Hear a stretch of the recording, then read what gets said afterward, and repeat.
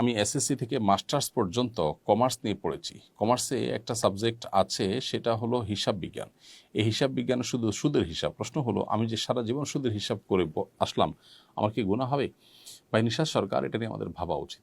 মুসলিম প্রধান দেশে সবাই যেখানে সুদকে ঘৃণা করে, সুদী ব্যাংকের বিপরীতে ইসলামী ব্যাংকিং এটার প্রতি মানুষ ঝুঁকছে। এখান থেকে বোঝা যায় মানুষ, আপামর সাধারণ মানুষ সুদকে তারা ঘৃণা করে।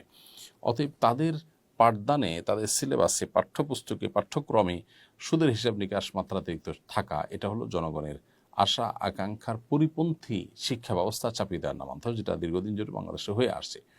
নতুন বাংলাদেশে অন্তত এগুলো থাকবে না, আমরা আশা করব। তারপর যদি এরকম থাকে, আপনি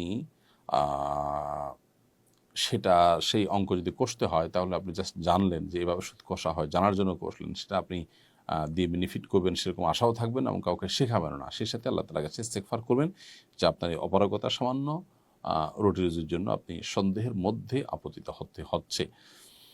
তো যদি কোনো ছাত্র এই সুদের হিসাব নিকাশ করেন, সুদের অঙ্ক করেন, এবং তিনি এই নিয়তে করেন যে আমি ধারণা নিলাম যে এরকম করা হয়, আমি এটার ইমপ্লিমেন্ট করব না, আমল করব না, তাহলে ইনশাআল্লাহ আশা করা যায় তিনি গুনাহগার হবেন না।